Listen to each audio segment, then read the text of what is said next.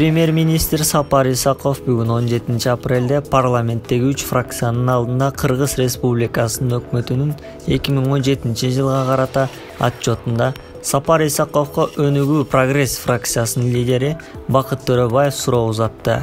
Сиз Тогуз-Төрөдөгү окуянын артында саясатчылар турарын толугураак кийинчерээк айтыла турганын айттыңыз. Бажы боюнча да маалыматтар бар экендигин билдиргенсиз. Эгер маалымат болсо, башка күнгө калтырбай ачык айтыңыз. Премьер-министр катары сизде маалымат көп. Толтура, ачык эле айта бериңиз, биз дагы укугубуз келет, деген суроо узатты. Сапар Исаков: бул менин укугум. Качан айта турарымды өзүм билем. Азыр баары эле саясатчы болуп кетти, деди. Ошентип аябай адекваттуу атка минерибиз кетеринин алдында Бакыт Төрөбаевди сүзүп салды. Бизге жеткен маалыматтарга таянсак, Сапар Исаков жакында кызматтан кетет.